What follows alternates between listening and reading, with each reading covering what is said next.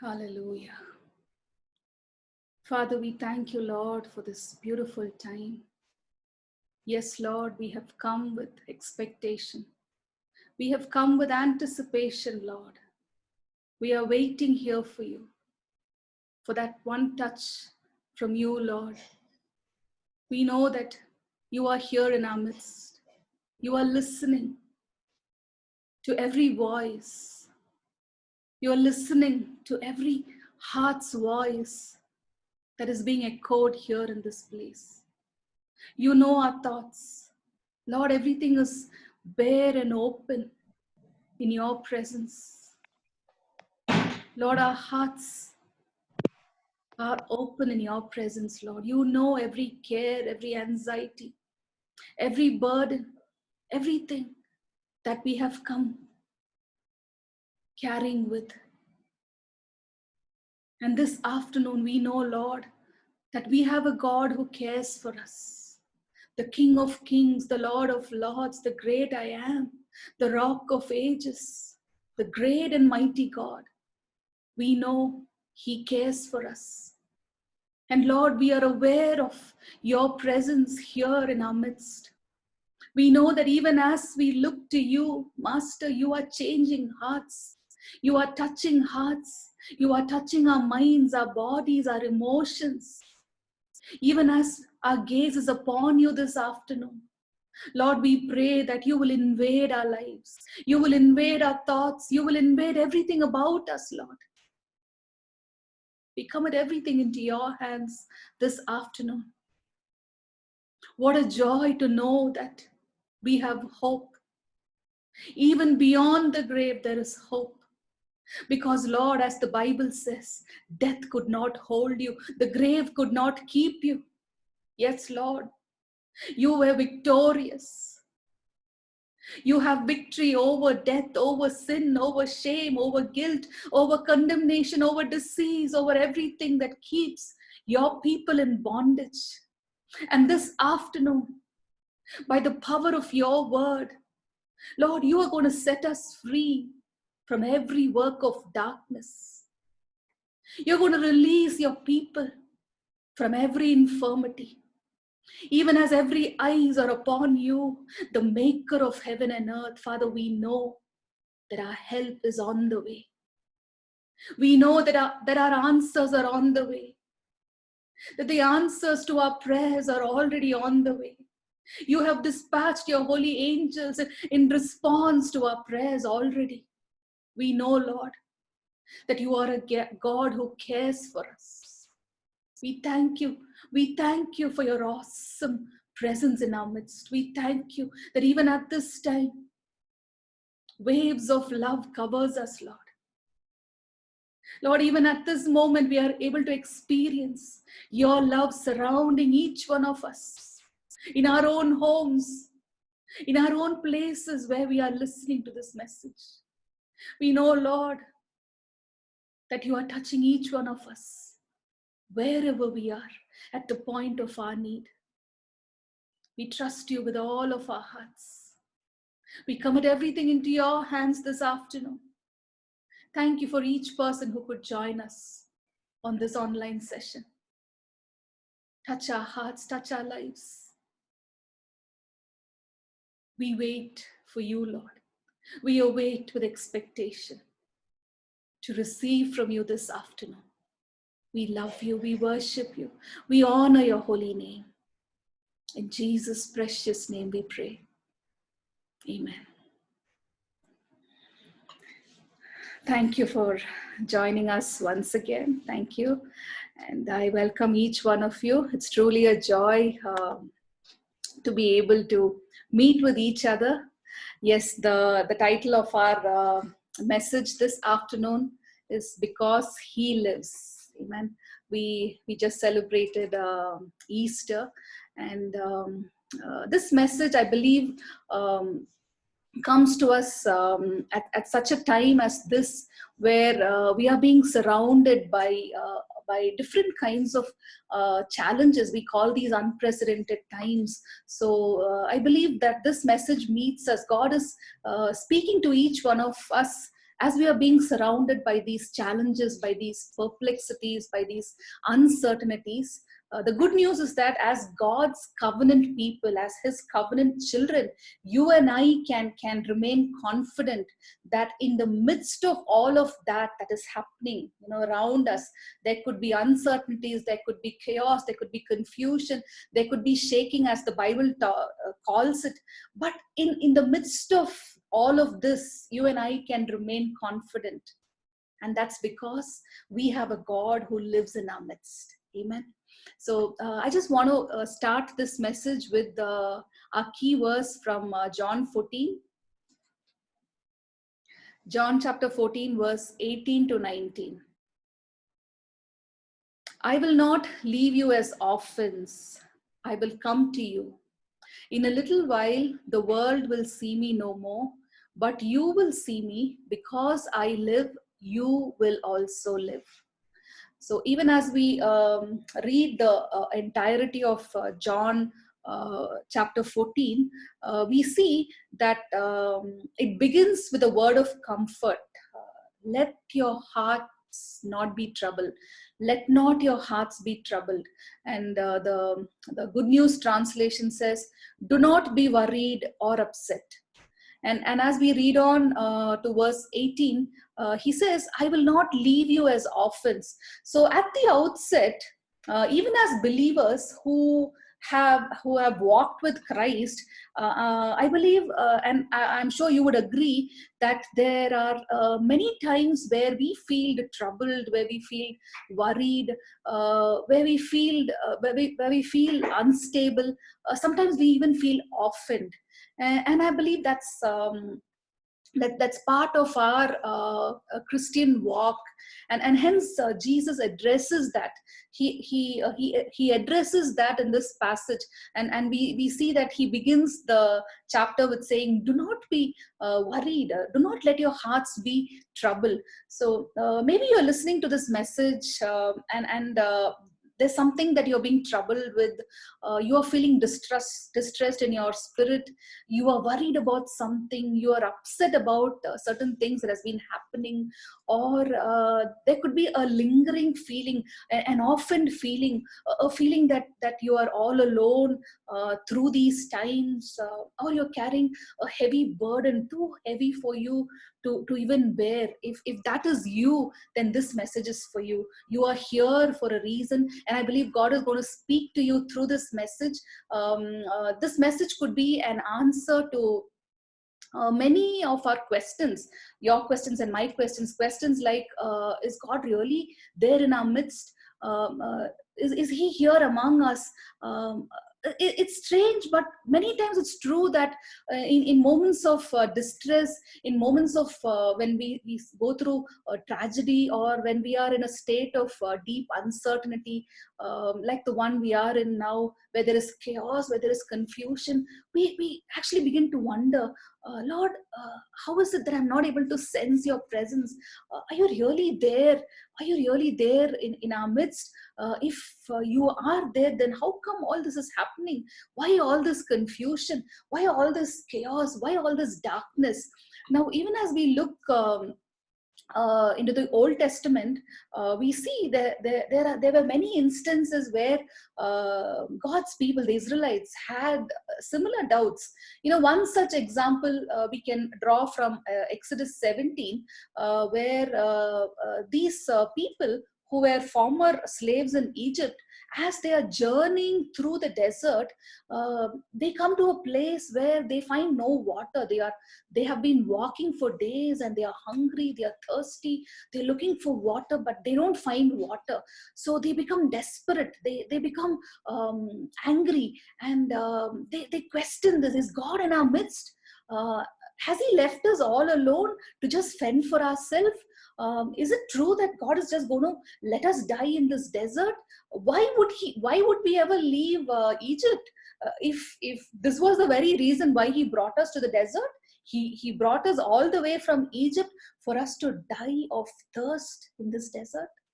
So these are strange things, strange questions. We might think, how could they even question? But probably it's true for most of us. When everything is going fine, when things are going good and smoothly, we don't usually ask these questions. Is God really there? Is he aware of what's going? Why are these fortunate things happening in my life? We don't ask these questions. But we rarely think if God is really there in our midst, right? We always take God for granted in those times. But on the other hand, when we go through troubles, when we go through trials, when we go through difficult moments, that is when we begin to question. There are so many doubts, there are so many questions in our hearts. And the truth of the word, of God's word, is that the Bible is full of promises, that God promises in his word over and over and over and over again that he's always there with us. And time and again, not only in the Bible, I believe even as we look into our lives, as we look into the things that God has been doing in our lives, we can very well testify that God has never left us alone. He was always there with us, and he was always there for us. Amen. So the Bible is a constant reminder for us that God is there even in the midst of war, even in the midst of flood, in the midst of famine, even in the storm. God's presence is always there with us. He promises to never leave us. He promises to never forsake us. He lives in our midst. Some promises that keeps us, confident of this fact. Joshua chapter 1 verse 9. He says, "Have I not commanded you? Be strong and courageous. Do not be frightened. Do not be dismayed. The Lord your God is with you wherever you go." And Isaiah 41:10. These are all verses that we have read so many times, but we take it so much for granted. Okay, I know this. I know Isaiah 41:10. He says, "Fear not, for I am with you. Be not dismayed, for I am your God. I will strengthen you. I will help you. I will uphold you with my righteous right hand." Even when things are not going good, even when we experience pain in our body, in our mind, where there is struggle all around, Isaiah 41:10 holds good. Deuteronomy 31:6, "Be strong and courageous. Do not fear or be in dread of them. For the Lord your God, he is the one who goes with you. He will never leave you nor forsake you." As we come to the New Testament, we know the very well-known verse, Matthew 28:20. He says, "I am always with you to the end of the age." Amen. So the Bible is full of promises that talks to us about the presence of God that is always there, the surety that God is always there with us and for us. So I do not know what situation you are going through, but there are two truths that God wants us to learn today. Truths that we need to remember when we are going through rough times, when we are going through troubled times, when I believe the storms of life assail us, when diseases afflict us, or just to reassure ourselves of the fact that our God is alive. Our God is here in our midst. He lives in our midst. There are two things that God wants to remind us today. The first thing is, our God, he lives among us. He lives. We have a God who lives among us. Daniel chapter 3, verse 24 to 25. Suddenly King Nebuchadnezzar jumped up in amazement and asked his advisor, "Did we not throw 3 men firmly bound into the fire?" "Certainly, O king," they replied. Verse 25. "Look," he exclaimed, "I see 4 men unbound and unharmed, walking around in the fire, and the 4th looks like a son of God." Amen. So here we know about this, what happened in Daniel chapter 3. Shadrach, Meshach, and Abednego, the 3 men, they are firmly bound and they are thrown into the fire for their faith. And here we see King Nebuchadnezzar. He looks intently into the fire and he sees, "I see 4 men." It was just 3 men we threw into the fire. But he says, I see 4 men bound and unharmed walking around in the fire. And the 4th one looks like the son of the gods. Okay, so here we have a God who lives among us. Shadrach, Meshach, and Abednego had the experience of their God living in their midst, their God walking in their midst, even through fire. Amen. The second truth that God wants us to understand, we're going to see in extensively after this. The first truth is that He lives among us. The second truth that God wants to remind us today is that He lives in us. So He's not a God who not only lives among us, He's a God who lives in us, within us. John 14:20. This is what Jesus says, on that day you will realize that I am in my Father and you are in me and I am in you. So that realization that God is among us, He's one among my family, He's one among us while we worship Him at church, while we are at work, at our workplace, wherever we go, He's one among us. That realization. The second realization is that He is a God who lives in me. So let's go on to the first truth. He lives among us. Let's turn our Bibles to Zephaniah. There are 2 passages that we are going to be reading here. Zephaniah chapter 3, verse 17. The Lord your God is in your midst, a mighty one who will save. He will rejoice over you with gladness. He will quiet you with His love. He will exalt over you with singing. So we have a God who is there in our midst, in our family, as we fellowship with each other. While we are here fellowshipping with each other through His word, He is here in our midst. The Lord our God is in our midst, and He is the mighty one who will save. And even as we are talking this, even as we are sharing this truth, we know that as Zephaniah 3:17 says, He's rejoicing over us with gladness. It doesn't matter what we have come with today. We might have so many unquietened feelings in us, so many distresses that we would have come with today, so many burdens that we would have carried with us today. But the word of God says in Zephaniah 3:17 that we have a God who is here in our midst, and He will quiet us by His love. Amen. He will quiet us with His love. It doesn't matter how loud could be the sound of the enemy clamoring and clanging around us. His quietness, the quietness that the love of our God can bring, that will overpower every loud voice of the enemy. Amen. And He says, He will exalt over you with singing. So it is up to us in the midst of the storm to hear that singing, to hear that beautiful voice, that soothing voice of our Lord singing over us. The question is, do we have that experience? Have we ever felt the Lord singing over you? Or do you have that deep expectation? Lord, I want to hear you sing over me. Your word says in Zephaniah 3:17 that you will quiet me with your love. You will exalt over me with singing. Can we ask the Lord? Because He has promised. He says, I am the God who lives in your midst. I live among you. So I will rejoice over you with gladness. I will quiet you with my love. And I will exalt over you with singing. Amen.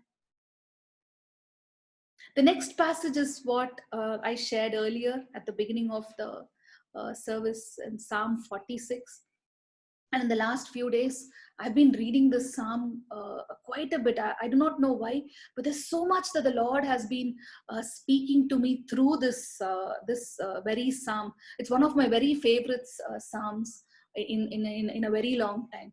So I was just meditating on these 2 verses, Psalm 46, verse 5 to 7, where the psalmist says, God is in the midst of her. She shall not be moved. God shall help her at the break of dawn.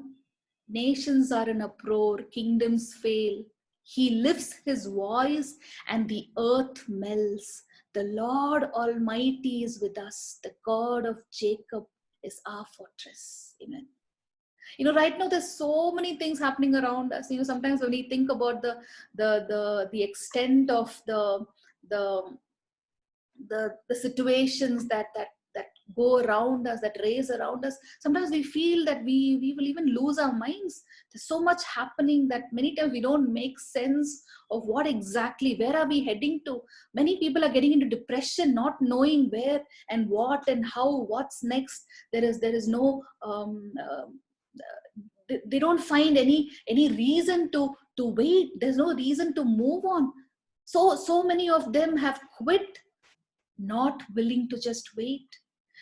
But that's not the case with us, because the psalmist clearly says God is in the midst of her. Who is that her? It denotes you and me, God's people.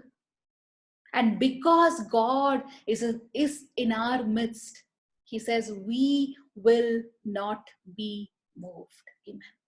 God will help her at the break of dawn. Verse 6 and 7 talks about the extent of the natural calamities. Nations are in uproar, kingdoms are falling.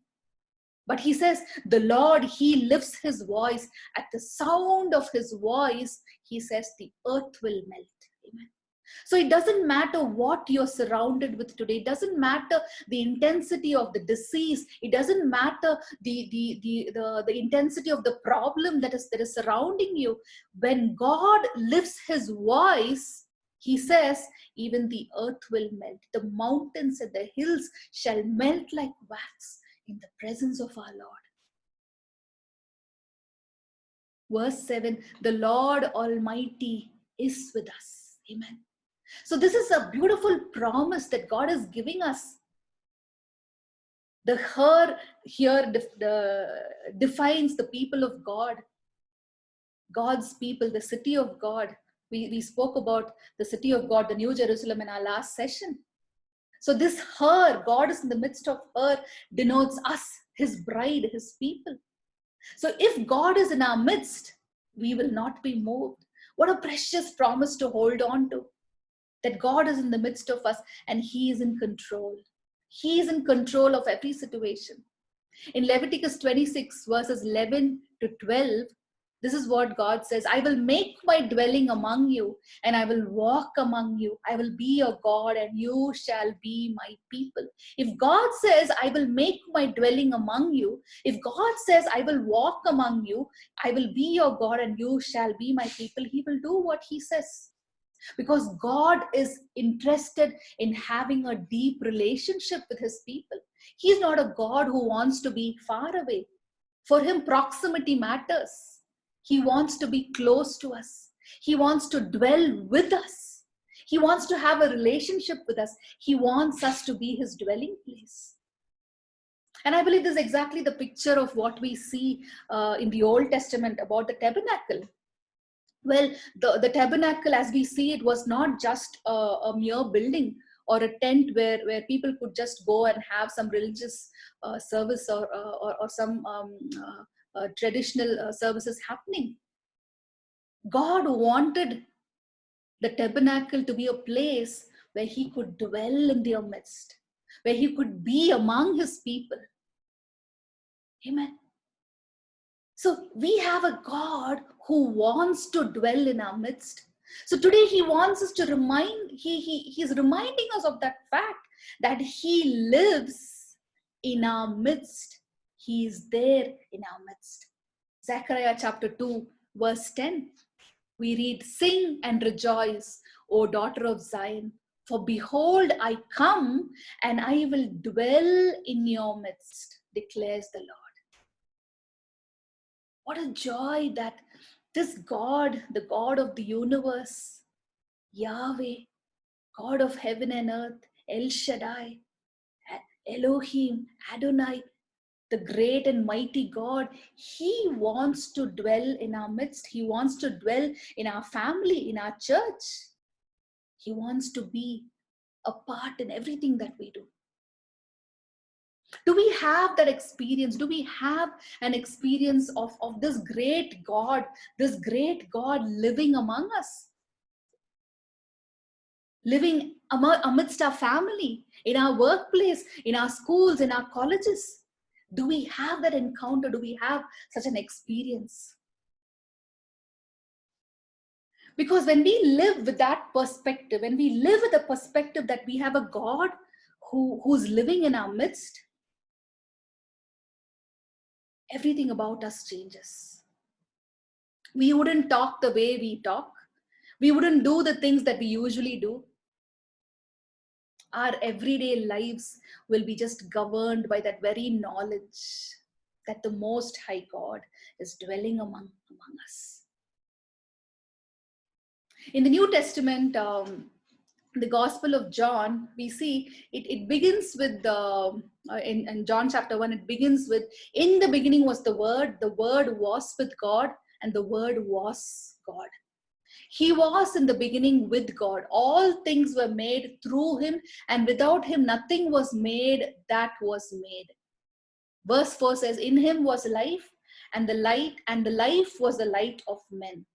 Now, as we move on to verse 14, we see the Word became flesh and dwelt among us, and we beheld his glory.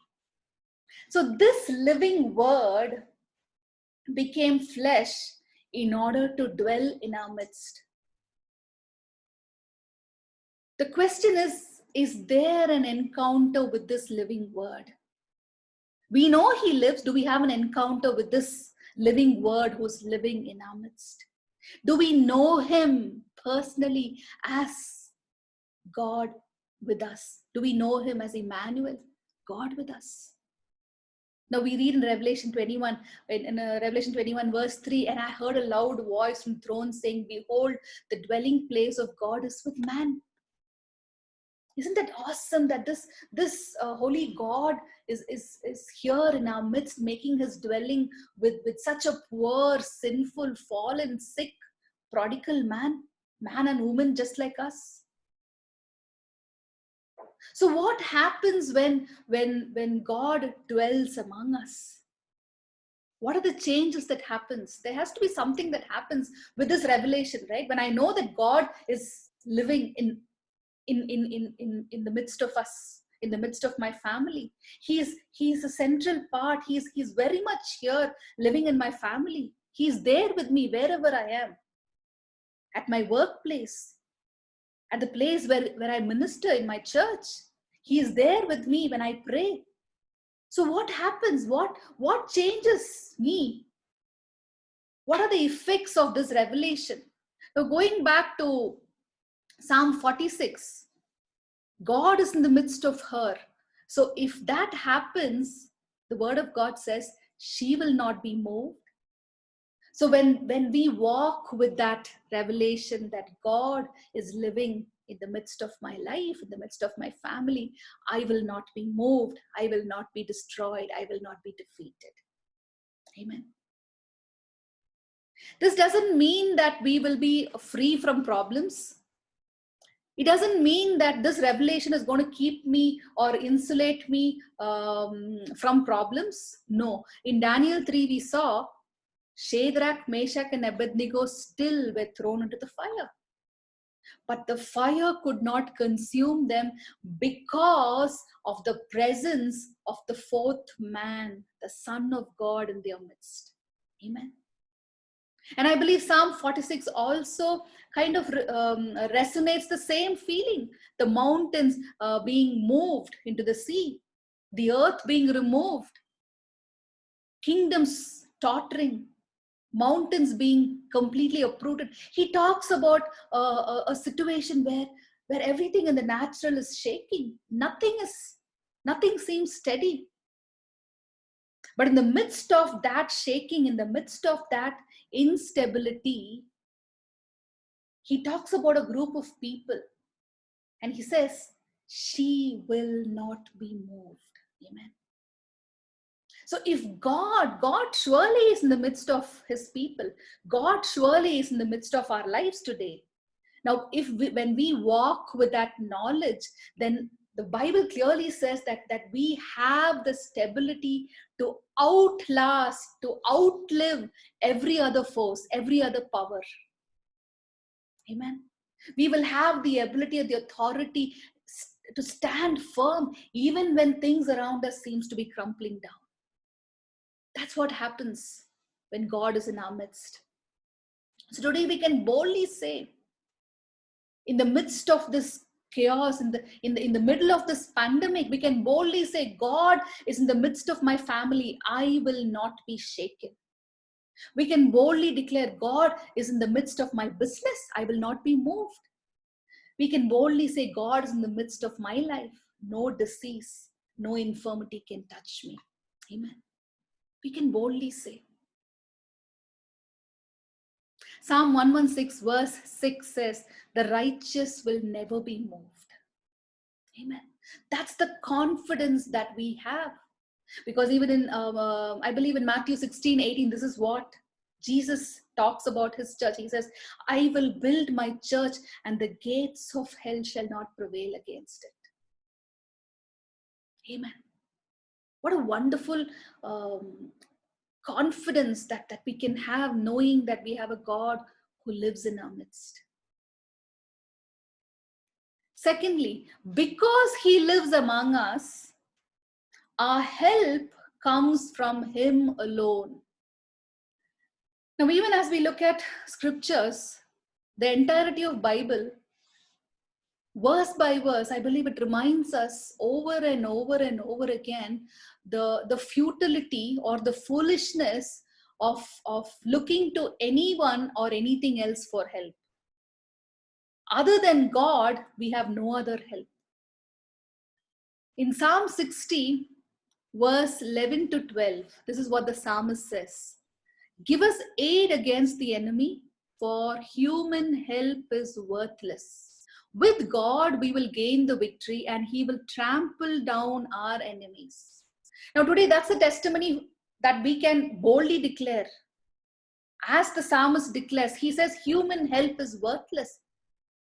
But with God, we will gain the victory. It doesn't matter who is standing with us today. It doesn't matter how many people are ready to help us, because the Bible clearly says human help is worthless. But with God, we will gain the victory. Psalm 146, 3 to 9. Do not put your trust in princes, in human beings who cannot save. When their spirits depart, they return to the ground. On that very day, their plans come to nothing. Verse 5, blessed are those whose help is the God of Jacob, whose hope is in the Lord their God. Amen. He is the maker of heaven and earth, the sea and everything in them. He remains faithful forever. Verse 7, he upholds the cause of the oppressed and he gives food to the hungry. The Lord sets prisoners free. The Lord gives sight to the blind. The Lord lifts up those who are bowed down. The Lord loves the righteous. The Lord watches over the foreigner. The Lord sustains the fatherless and the wicked. Just look at these verses, Psalm 146 from 3 to 9. It starts with saying, do not put your trust in princes, in human beings who cannot save. Yes. So if we have been trusting in human wisdom, if we have been putting our effort in gaining human help, the word of God clearly declares to us, please do not put your trust in human beings, because the Bible clearly says that human beings cannot save. Verse 5, he goes on to say, blessed are those whose help is in the God of Jacob, whose hope is in the Lord their God. Today we want to be those blessed ones who look to the Lord our God. He is in our midst. Our hope is in him. And verse 6, he says, he is the maker of heaven and earth. He remains faithful. Human beings will never remain faithful, but Our God, the God of Jacob, the Lord who is here, who lives in our midst, the Bible clearly says he remains faithful forever. Amen. Human beings would have let you down, but the word of God clearly declares today, it doesn't matter how much human wisdom, human help has let you down. Today, the very hand that has created the heaven and earth is upholding you. Because verse 7, Psalm 146 verse 7, he says, he upholds, the Lord upholds the cause of the oppressed. He gives food to the hungry. The Lord sets the prisoners free. Human being cannot set any prisoner free. The Lord gives sight to the blind. It is the Lord who gives sight to the blind. The Lord lifts up those who are bowed down. The Lord loves the righteous. The Lord watches over the foreigner. The Lord sustains the fatherless and the widow. It is the Lord. It is the Lord, the maker of heaven and earth. It is the Lord who is here in our midst, who lives in our midst. Amen. So because he lives in our midst, our help comes from him alone. Thirdly, because he lives in our midst, there is deliverance when morning dawns. Now, Psalm 46, verse 5, talks about this special line where he says, God is in the midst of her. She shall not be moved. God will help her when morning dawns. So sometimes we tend to think, okay, so God will help me only when morning comes, not during night. So sometimes we tend to lose heart. It's darkness all around, you know. Sometimes we are enduring that painful night, and this all we see is darkness around. Lord, is there any hope? Is there any sign of life for me? The thing is that it's not that God is not at work even during the night. God is at work, but as the morning dawns, the light of the morning gives us revelation into that. Amen. God is always working. God is always working on our behalf. Now, the best example would be the story in the Old Testament in Exodus 14. I'm sure all of us would remember how God delivered the Israelites out of Egypt. And when they were out of Egypt, they were still being pursued by the Egyptian army. There was a time when the Israelites were being hemmed between the Red Sea on one side and the Egyptian army on the other side. Just imagine that situation. The people are terrified. They are out of Egypt. They are being led by Moses, and all that they see ahead of them is the Red Sea.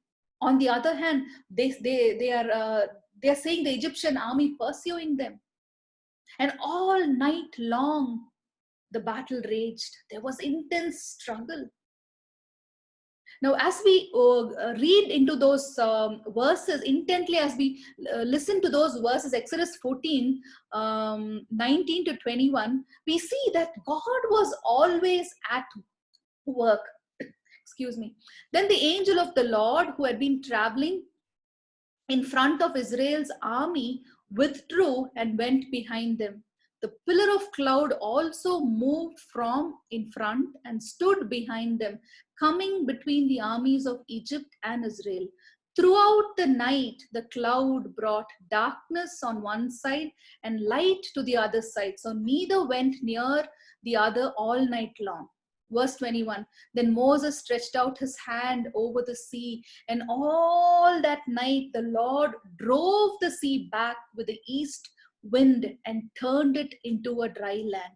The waters were divided, and the Israelites went through the sea on dry ground with a wall of water on their right and on their left. So as you can see, God was at work even through the watches of the night. Even through the night, we could see how the Lord drew the sea back by sending his strong east wind, how he divided the sea so that the Israelites could walk on dry ground. Finally, as we go to verse 24 of Exodus 14, we see, now it came to pass in the morning watch that the Lord looked down upon the army of the Egyptian through the pillar of fire and cloud, and he troubled the army of the Egyptians. He took off their chariots' wheels so that they drove them with great difficulties. And the Egyptians said, "Let us flee from the face of Israel, for the Lord fights for them against the Egyptians."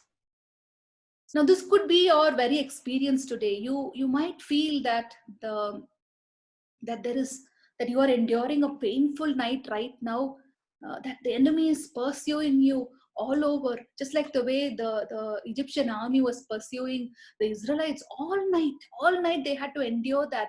But only in the morning watch we see that the Lord looked down. But God was already at work all through the night, but in the morning something else happened. In the morning, the people actually saw how the Egyptian army was destroyed.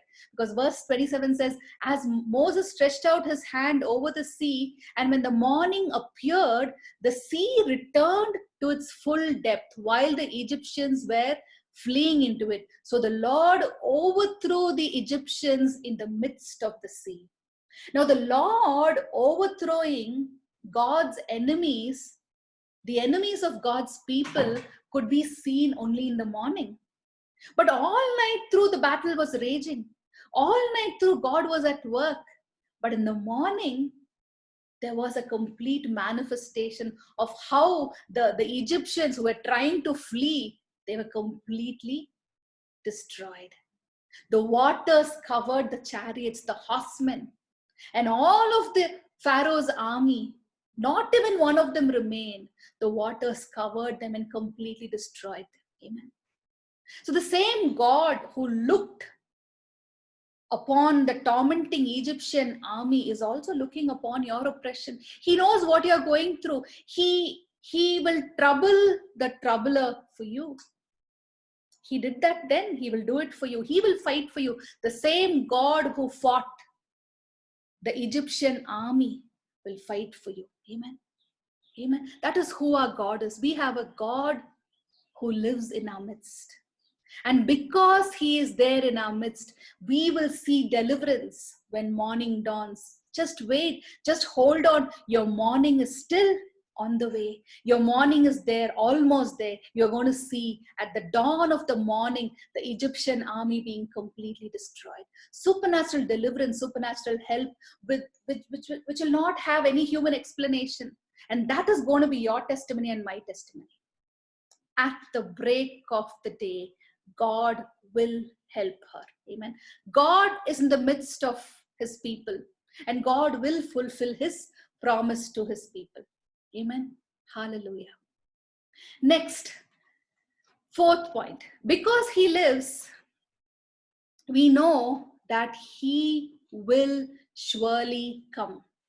Sometimes it looks like, "Oh God, I've been calling on you.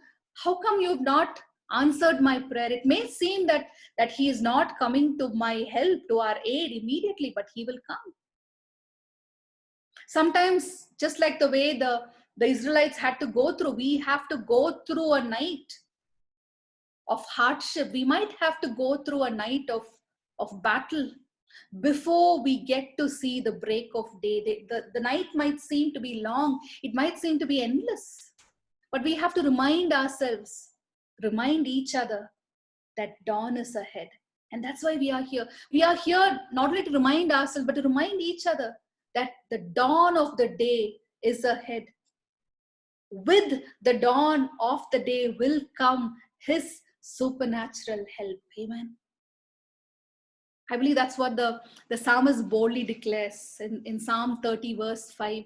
Weeping may endure for the night, but joy comes in the morning. Amen. Let's declare. Weeping may endure through the night, but joy comes in the morning. In Hosea chapter 6 verse 3, we read, "Let us acknowledge the Lord. Let us press on to acknowledge him. As surely as the sun rises, he will appear.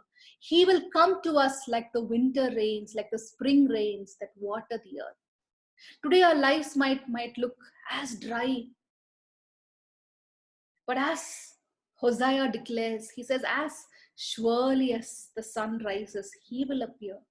He will come to us like the winter rains, like the spring rains, to refresh us, to replenish us, to revive us. He will come to us.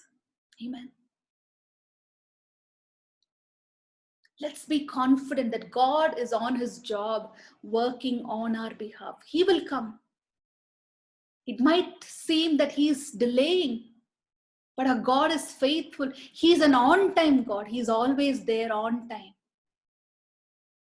When Lazarus died, Jesus took 4 days to come.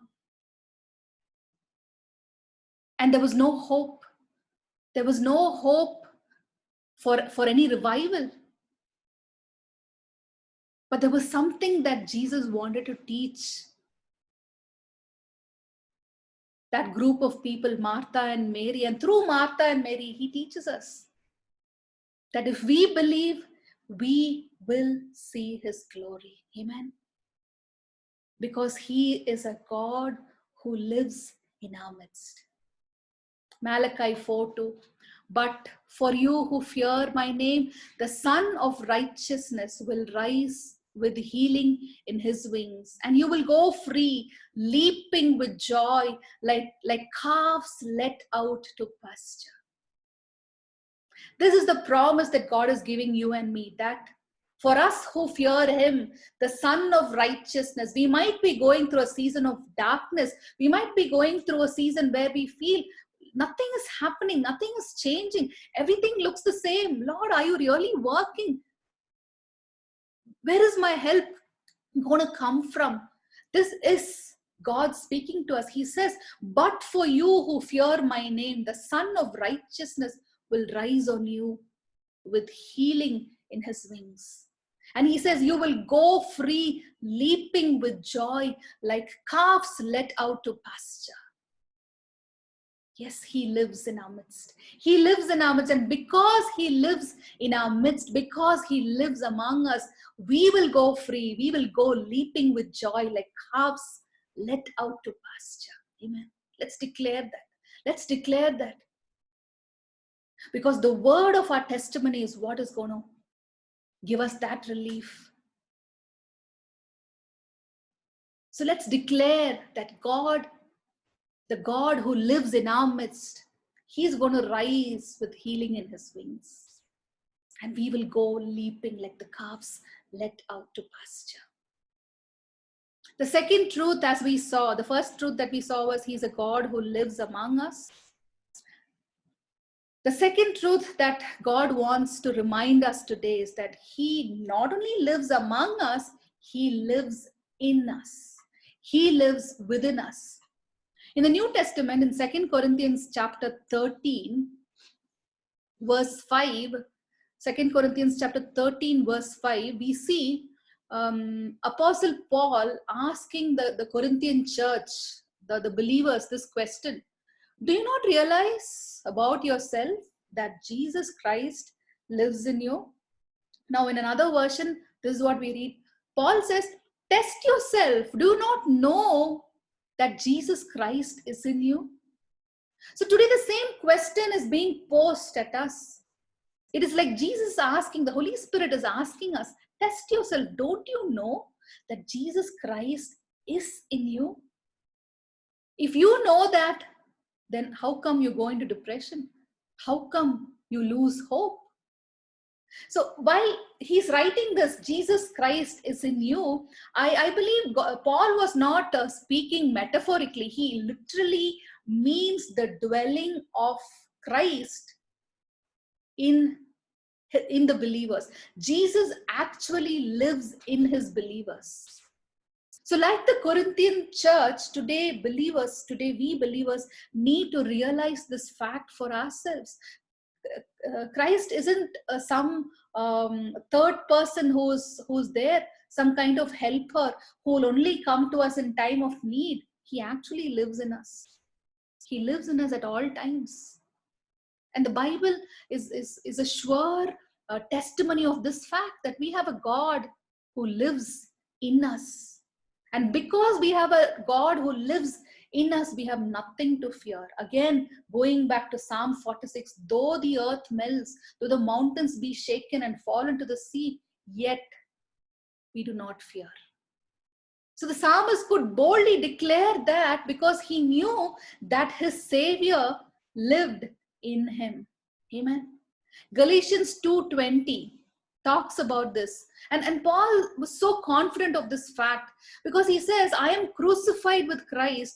It is no longer I who live, but Christ who lives in me.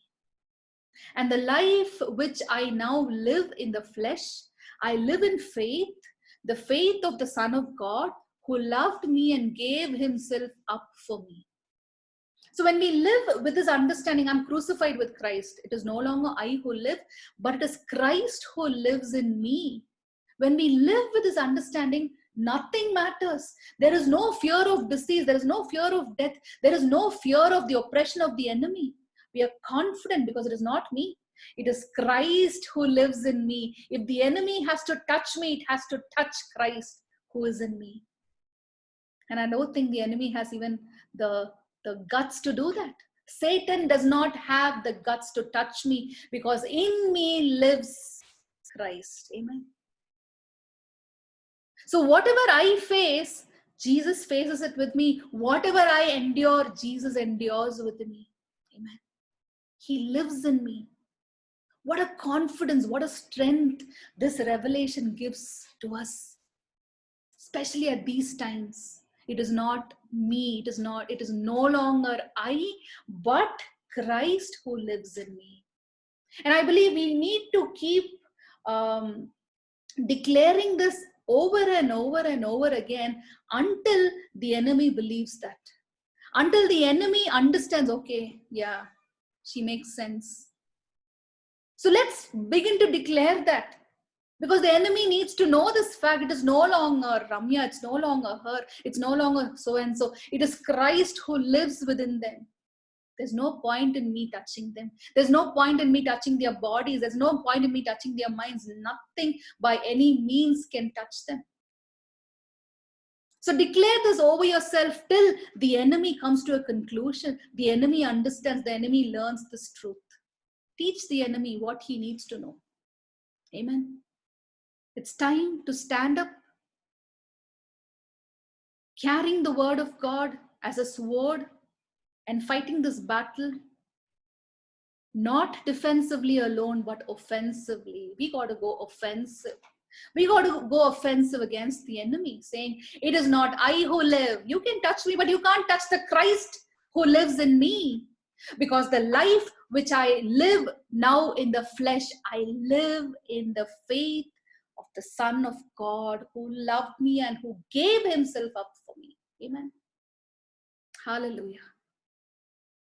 Secondly, Galatians chapter 1, verses 15 to 16. Galatians 1, 15 to 16. But when it pleased God, who separated me from my mother's womb and called me through his grace to reveal his Son in me, that I might preach him among the Gentiles. Amen. So this is what we read here. It pleased God to reveal his Son in me. Today, that is God's plan, to reveal Christ in me. And that has been God's plan ever since the beginning of times. So God's plan is to reveal his Son, Jesus, in us, from within us, rather than reveal his Son to us. Amen. So today, we become the dwelling place of Christ. We reveal him. When the enemy looks at me, he does not look at me. He looks at the Son of God. He looks at Christ. He looks at the Lamb of God who came to take the sins of the world. When the enemy looks at me, he does not look at me. He looks at the King of Kings, the Lord of Lords, the great I am, the Rock of Ages, the King of Kings. Amen. Hallelujah. This is the understanding that you and I need to teach the enemy. That it is no longer me. It is no longer I. But Christ who lives in me. And it has pleased God to reveal Christ in me. Amen. So, what are the effects? Because he lives in me, what happens? Does it stop with just an understanding? Does it just stop with me teaching the enemy, okay, he lives? What are the effects? There has to be some effect, right? Romans 8:10-11. His spirit gives life to my mortal body. I'm not here to endure diseases. I'm not here to suffer afflictions. I'm not here to die with the enemy consuming me through disease, through accident, through other means. I'm here to declare that the Spirit of God gives life to my mortal body. Romans 8 verses 10-11. But if Christ is in you, though the body is dead because of sin, the spirit is life because of righteousness. And if the spirit of him who raised Jesus from the dead is living in you, he who raised Christ from the dead will also give life to your mortal bodies because of his spirit who lives in you. So the truth of the matter is, if Christ lives within me, if I'm aware of the fact that Christ lives in me, the same spirit that raised Christ from the dead, the word of God says, that same spirit resides within me, and that same spirit gives life to my mortal body. Why? Because the spirit of the living God lives in me.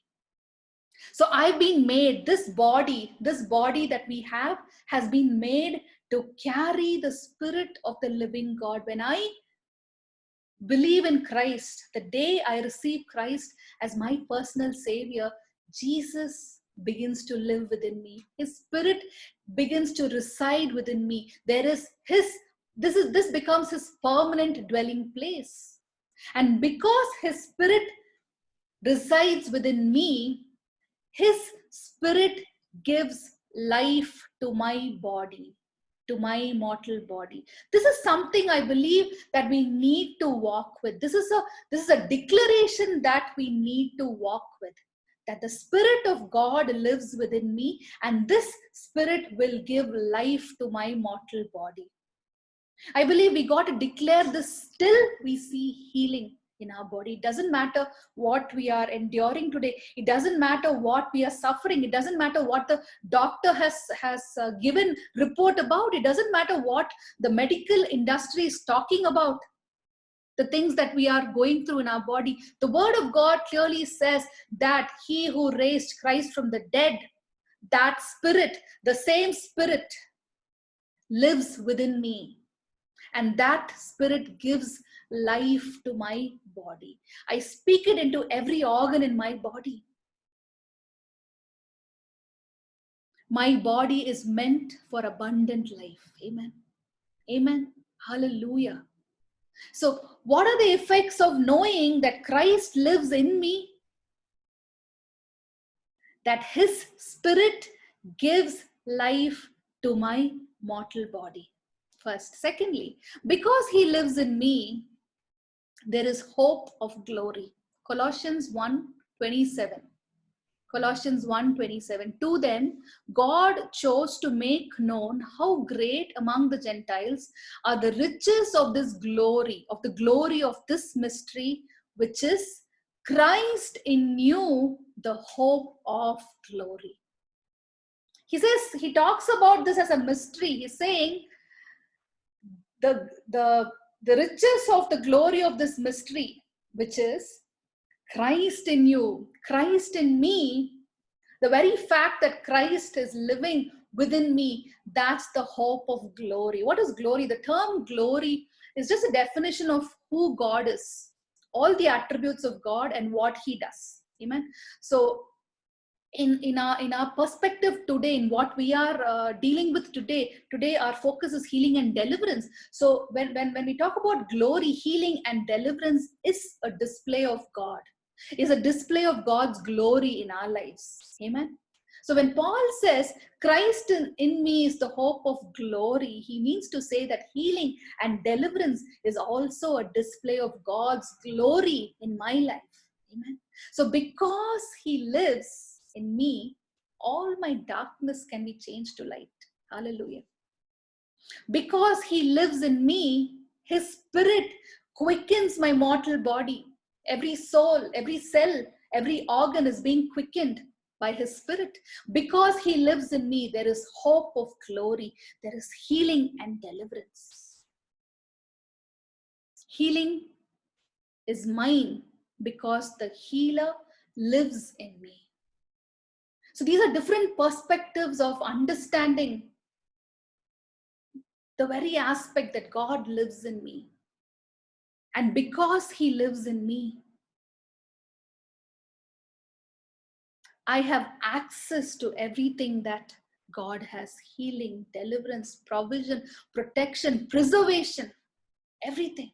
I have access to everything that God has. Amen. He who gives life lives in me. And because of his spirit that lives in me, there is life in my mortal body. There is healing in my mortal body. Amen. My body responds to the quickening of the Holy Spirit that lives in me. We can declare, because he lives in me, I'm healed, I'm delivered, I'm sanctified, I'm redeemed, I'm restored, I'm anointed, I'm made whole. Amen. Now, when we look at Deuteronomy chapter 34, verse 7, we read about Moses' last days. And this is what the word of God says in Deuteronomy 34, 7. Moses was 120 years old when he died. Just imagine, 120 years old when he died. His eyes were not dim, nor his natural vigor diminished. This was how Moses was, because his body was quickening. His mortal body was quickened to the work of the Holy Spirit. Amen. And because of that, Moses was able to fulfill all his assignments to the very end. Today we need the quickening of God's Spirit in our mortal bodies, because you and I need to fulfill our purpose. You and I need to fulfill our destiny. The enemy is behind us. The enemy is at us. The enemy is attacking our body. It's attacking our mind, because he does not want us to fulfill our destiny. He's not against anything else. He's against us fulfilling our destiny. So today we need to cry out to God, not only when we are weak in our spirit, but also in our physical bodies. When we feel weakness, when we feel disease assailing us, when we feel the attack of the enemy over our body, we need to cry out to God. And we need to say, Lord, Moses was 120 years old, and when he died, his eyes were not dim. His natural vigor did not diminish. I want the same spirit in me, Lord. Because your word says that the same spirit that raised Jesus from the dead resides within me. And that spirit gives life to my mortal body. Amen. That spirit gives life to our mortal bodies. The same spirit that raised Jesus from the dead. He lives in me. He quickens my mortal body. He heals my mortal body. Because he lives, I can experience heaven here on earth. Amen. Amen. We're going to pray for healing at this moment. I do not know what your need is today. Maybe you have come here with pain in your body.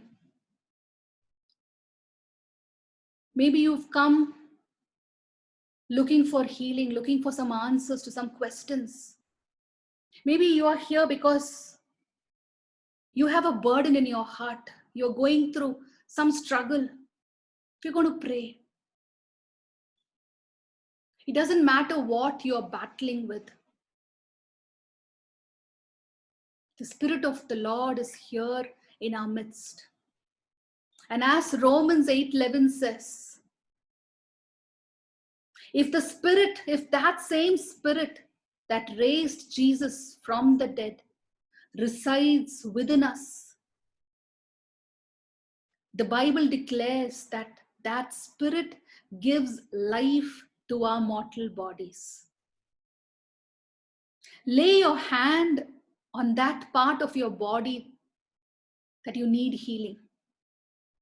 Just place your hand wherever you feel there is pain or you need healing. If it's something to do with your emotions, with your mind, just place your hand on your head. We're going to pray. We are going to declare the word of God over us today. The Bible clearly says that the word of God brings healing to our bones, to our flesh. God's word brings life.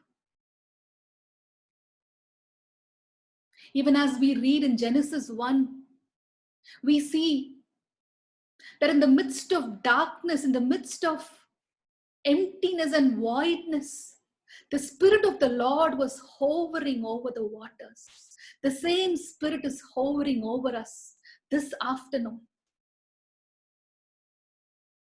Just believe it, just believe it. Because He says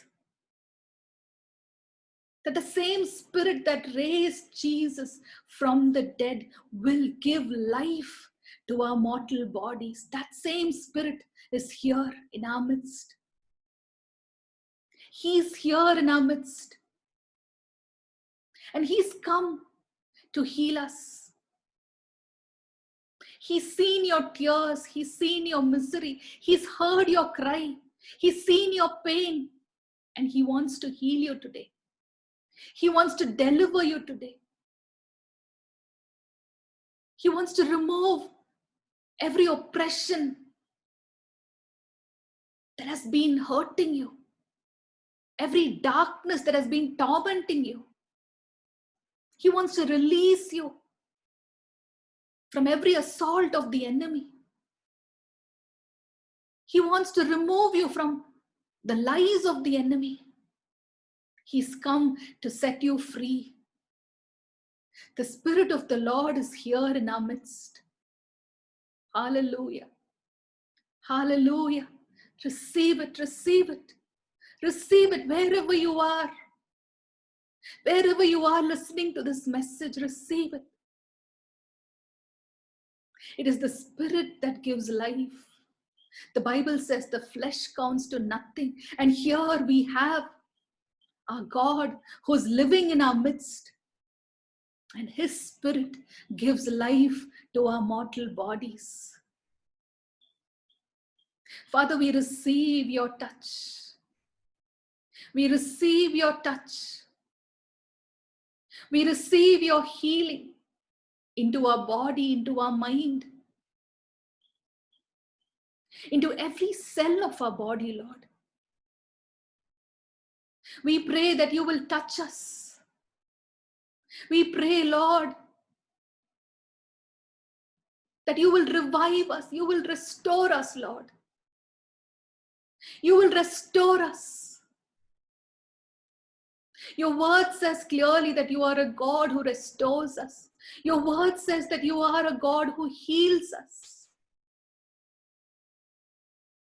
You came to set the captives free. You came to open the eyes that are blind. And your word says, oh Lord, that by your stripes we are healed. This afternoon we receive your healing. Touch upon us, upon our mind, upon our body. We pray, Holy Spirit, you will breathe into every organ. You will breathe into every organ. And you will make every organ brand new. Make every organ brand new. May there be a fresh anointing that will fill each one of us, from the top of our head to the soles of our feet.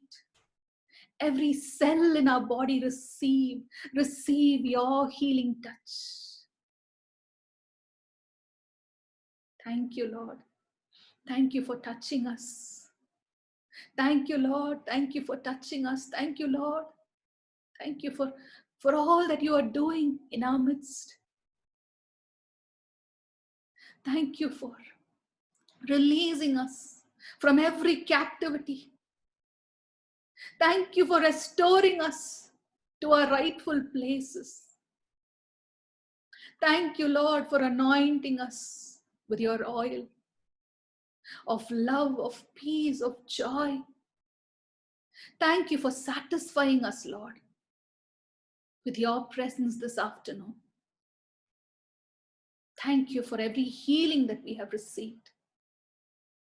Even as your word says, the Son of Righteousness shall rise with healing in his wings. Yes, Lord, we will go out like calves released out to pasture. Yes, Lord, because you have touched us. You have healed us. You have delivered us from the clutches of the enemy. And because you live, we will also live, Lord. We will live to declare your praises. We will live to declare your mercies, your love, your righteousness to the world around us, Lord. We will live for the world to see and know who you are in us and through us. We love you, Master. We love you. We thank you for touching us. Thank you for healing us, Lord. Thank you for restoring us and reviving us. Thank you for the fresh wind of the Spirit that is filling each one of us. Breathe into our homes. Breathe into our churches. Breathe into our schools, our colleges, our workplaces, our institutions.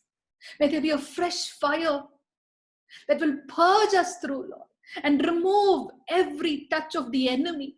Remove every interventions of the enemy, Lord. We thank you, Master, for all that you have done.